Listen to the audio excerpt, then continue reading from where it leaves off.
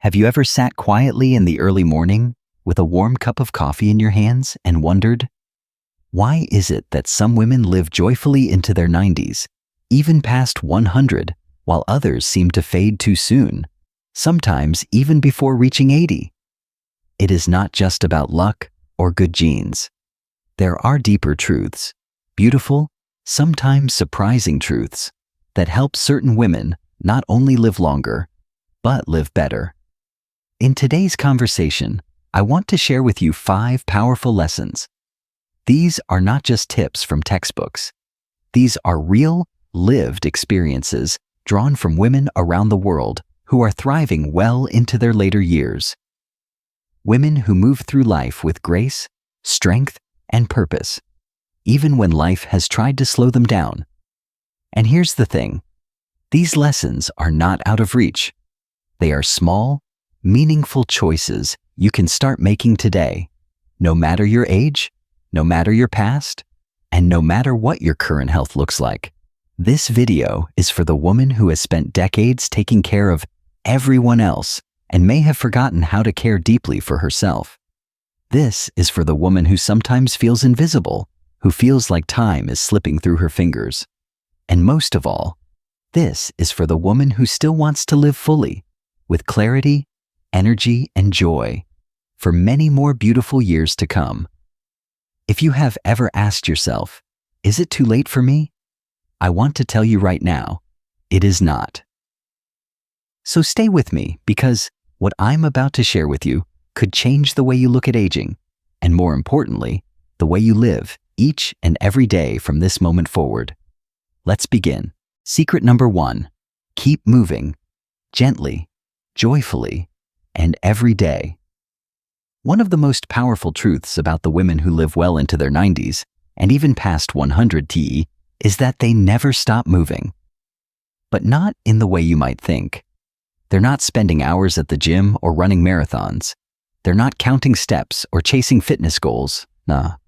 Instead, they move in ways that are gentle, joyful, and woven naturally into daily life.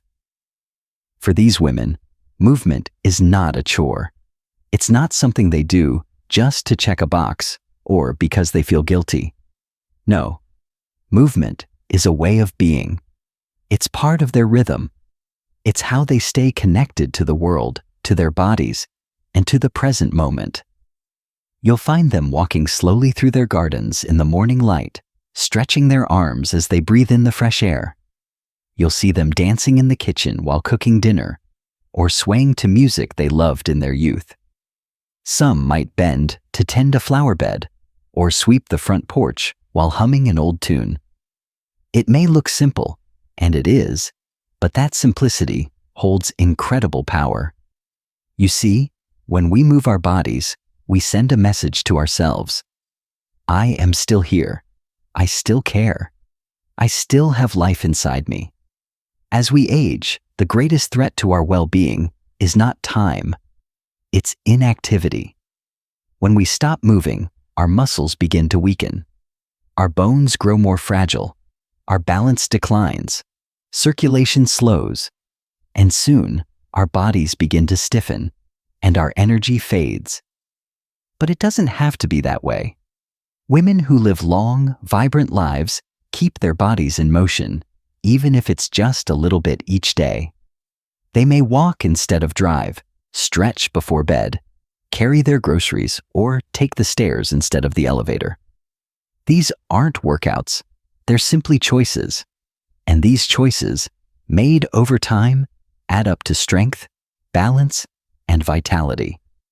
The beauty of this kind of movement is that it doesn't need to be big to be meaningful. You don't need to run or lift heavy weights. You don't even need special equipment. What matters most is consistency. Gentle, steady movement every day, even just 5 or 10 minutes, keeps your body alive and your spirit engaged. And perhaps even more important, it keeps you in touch with yourself. Because moving your body isn't just good for your muscles and bones. It's good for your heart, your mood, and your mind. Movement releases tension. It eases sadness. It creates momentum. It gives you something to look forward to. It reminds you that you are still capable, still present, and still part of the living world. So if you've been feeling tired, stiff, or stuck, know this: you are not broken. You are not too old. You are not too late. Your body still wants to move. It still can. And it will thank you for every small step you take. Start small. Stretch your arms when you wake up. Walk to the mailbox instead of waiting for someone else to bring it in. Put on music and move in your chair. Swing your arms gently while you sit. Do a little more each day. Not to get in shape, but to feel more alive. You have carried so much through the years. You've cared for others, managed homes, worked through pain, and kept going when life was hard. Your body has been with you through it all. Now is the time to care for it in return, with love, with patience, and with motion. Because when you move with kindness and intention, you don't just strengthen your body, you wake up your life. So, ask yourself today, what small movement can I give my body as a gift? Not because I have to, but because I deserve to feel good, to feel strong, to feel present.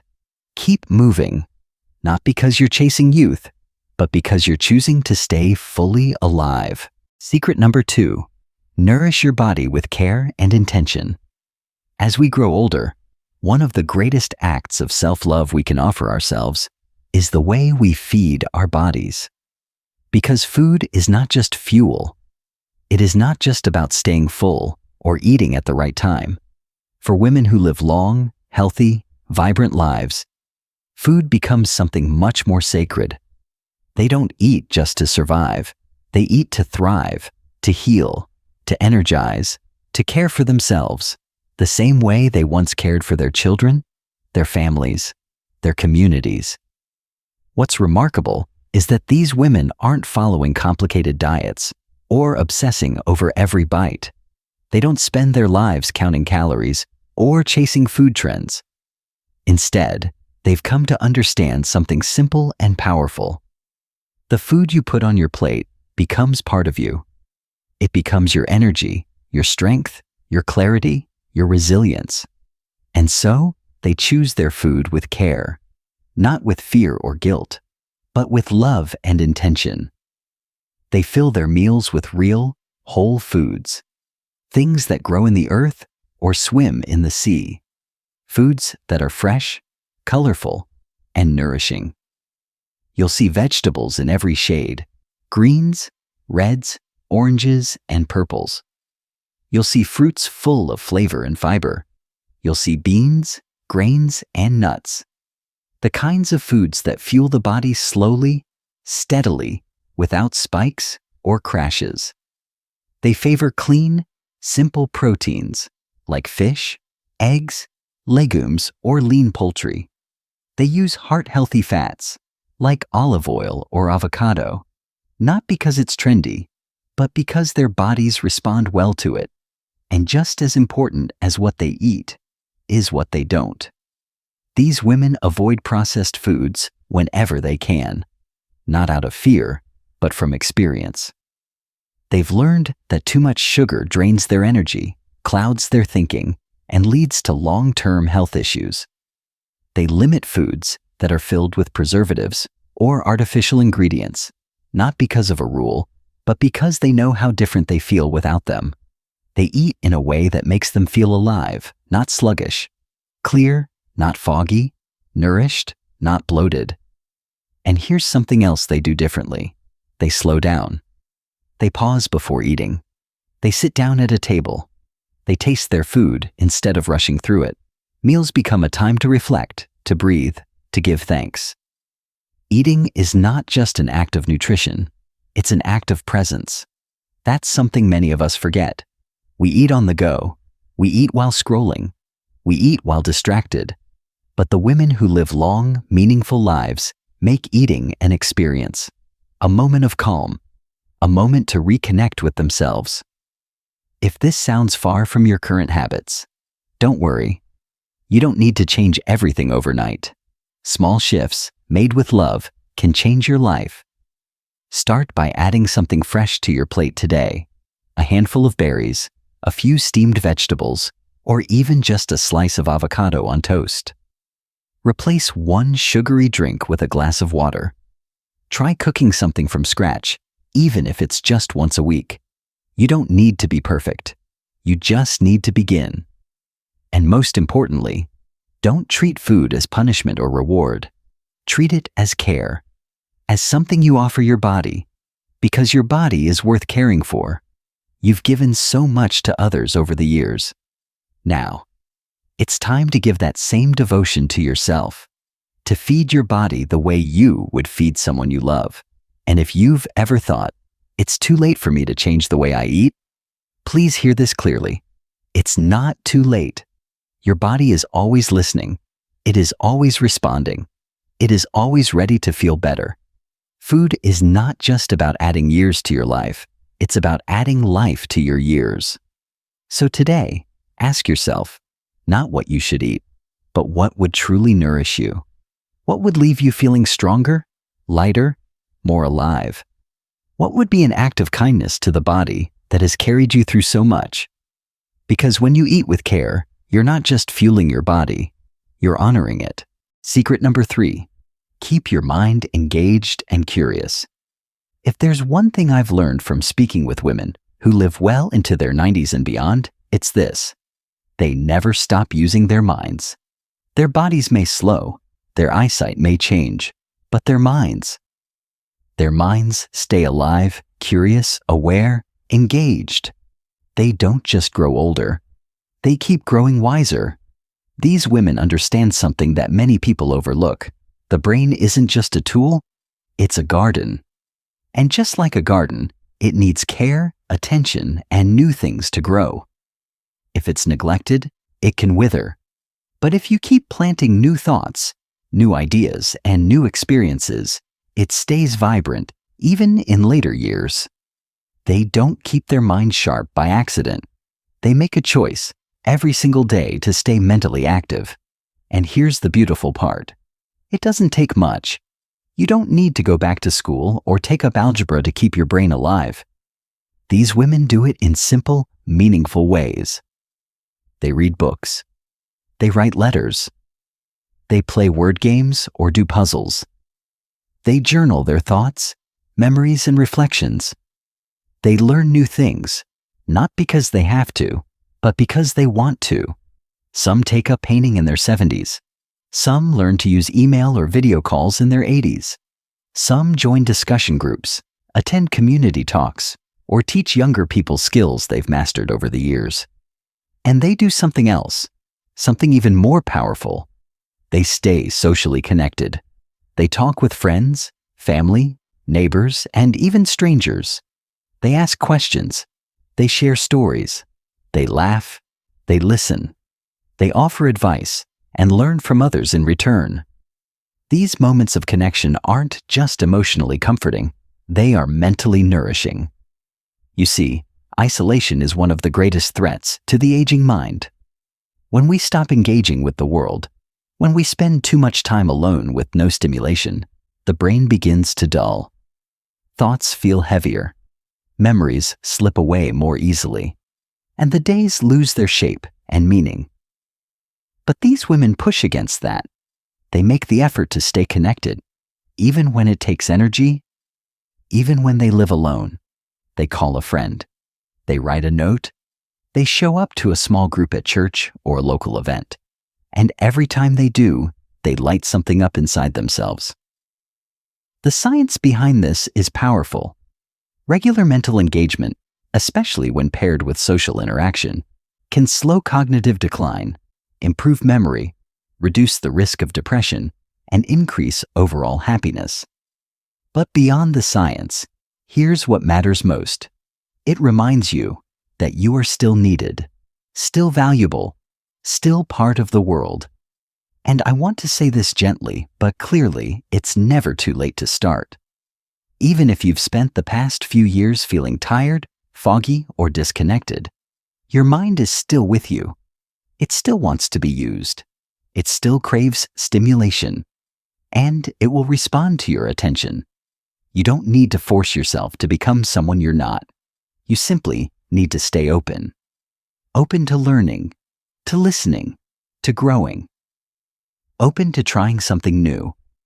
Open to asking, what else is out there for me? Because the moment you believe your best thinking is behind you, you stop giving your brain the fuel it needs to thrive. But when you stay curious, even about the small things, you give your mind a reason to stay awake. So ask yourself today, what's something new I can learn? What conversation can I have that nourishes me? What story could I share or ask to hear? And remember, your wisdom matters. Your perspective matters. Your ability to keep learning and teaching and growing is not behind you. It's still unfolding, right here, right now. You are not fading. You are still becoming. Stay curious because curiosity keeps the mind alive. And a living mind brings meaning to every day you wake up. Secret number 4, refuse to accept decline as inevitable. There's a message many women begin to hear as they grow older. Sometimes it's spoken out loud, but more often it's silent, hidden in glances, in lowered expectations, in the absence of being asked to do more. And the message is this: you're not as strong as you used to be. It's time to slow down. That's just how it is at your age. After a while, those words begin to stick, not just in the mind, but in the heart. And slowly, without meaning to, many women start to believe it, that their best days are behind them, that it's normal to feel weaker, foggier, or less important. That decline is just part of the deal. But here's the truth. The longest living women know deep in their bones. Aging is not the same as declining. Yes, the body changes with time. That's natural. But decline, the kind that takes your spirit, your strength, your sense of purpose, that is not inevitable. That is something we are often taught to expect. And what we expect becomes what we experience. The women who live beyond 90, even past 100, often share one bold belief. They refuse to give in to the idea that age means surrender. Instead, they choose to keep challenging themselves, not in extreme ways, but in daily choices. They set new goals, no matter how small. They try new things. They keep showing up, not just as elders, but as active participants in life. They don't focus on what they used to do. They focus on what they can still do and what they might do next. They live by a quiet but powerful mindset. I may be aging, but I am still growing. And that mindset makes all the difference. Because when we believe that decline is our fate, we stop trying. We stop reaching. We stop caring for our bodies, our minds, and our relationships. Not because we're incapable, but because we've been told it no longer matters. But the moment you stop believing that lie, you begin to reclaim your strength. Think of the women you admire, the ones who are still vibrant, active, and engaged in their 70s, 80s, and 90s. What do they have in common? They adapt. They stay curious. They keep making plans. They see themselves as still capable, even if their pace is slower or their energy comes in waves.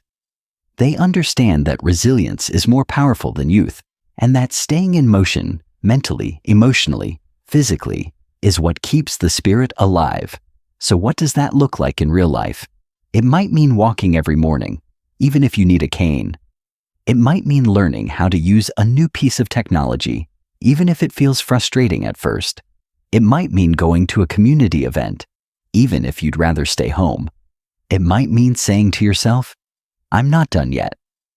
And let me say this clearly. You are not too old to get stronger. Not just physically, but emotionally, mentally, spiritually. Your life is still unfolding. Your story is still being written. And every day you wake up, you have the choice to engage with life or to shrink from it. And I know, life may have changed. You may have lost people.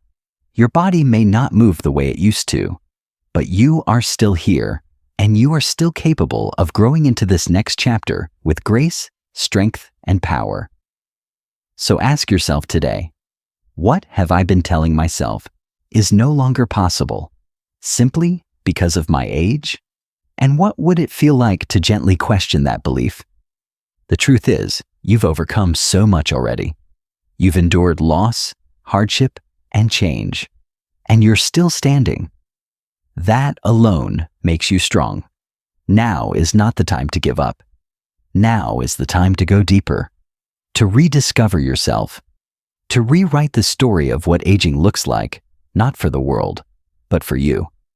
Because decline is not your destiny. Resilience is. Secret number 5, find your purpose. There is something that keeps the heart beating strong, something deeper than healthy food, deeper than physical movement or mental exercises. It is the quiet force behind every long life and the anchor that steadies us through loss, change, and uncertainty. That something is purpose.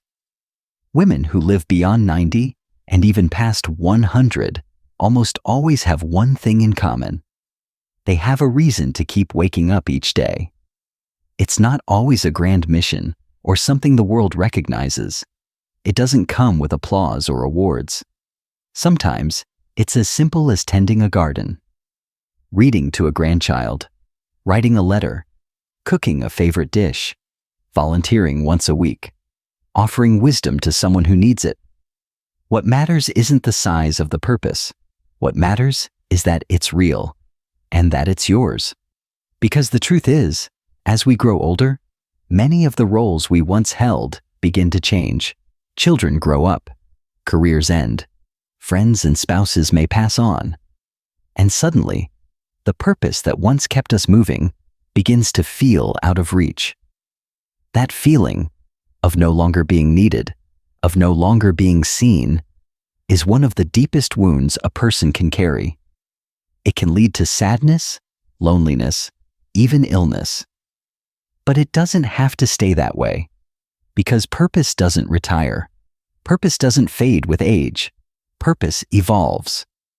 And the women who live the longest, most fulfilling lives are the ones who keep finding purpose, again and again, in every season of life.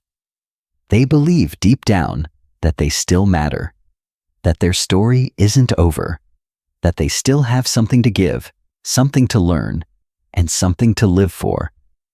And you do too. Maybe your purpose now is to nurture yourself for the first time in a long time. Maybe it's to reconnect with family. Maybe it's to share your story or your wisdom or your time with someone younger. Maybe it's to create something or care for something or simply be a light in someone else's life. And if you're unsure what your purpose is right now, that's okay. Just ask yourself this simple question. What brings me a sense of meaning, peace, or connection, even for a moment? Start there. Follow that thread. You're not too old to grow. You're not too late to love. You're not too far gone to rediscover joy, to be surprised, to be of service. Because purpose doesn't just give your life direction. It gives it vitality. It lifts your spirit. It clears your mind. It strengthens your body. People with purpose live longer, not just in years, but in depth, in energy, in presence. And here's the most important part. You are allowed to define your own purpose. No one else gets to decide what matters to you. If it fills your heart, if it lights up your day, if it gives you something to look forward to, then it's enough. Purpose doesn't have to be loud. Sometimes it's found in silence, in kindness, in curiosity, in hope. So today, take a moment, breathe, and gently ask yourself, what is still calling to me? What is still waiting to be lived? Your life still has chapters to write. Your voice still has power. Your presence still has meaning. You are not finished. You're just entering a new purpose, a new season. And it may be the most beautiful one yet, a new chapter, a new you. So here we are, dear friend. We've walked together through 5 beautiful truths, not just about living longer, but about living better, more fully, and more intentionally in the years ahead. We talked about movement, not as punishment or pressure, but as a gift of joy, a gentle way to stay connected to your body and your spirit. We explored nourishment, not in strict diets or rules, but in choosing foods that truly care for you, support your energy, and keep you feeling alive from the inside out. We dove into the power of mental engagement and curiosity, keeping your mind sharp by continuing to learn, to ask, to share, and to connect with the world around you. We looked honestly at what happens when we believe decline is inevitable, and how the strongest women are the ones who refuse to give in, the ones who adapt, who shift, and who grow stronger with time, not weaker.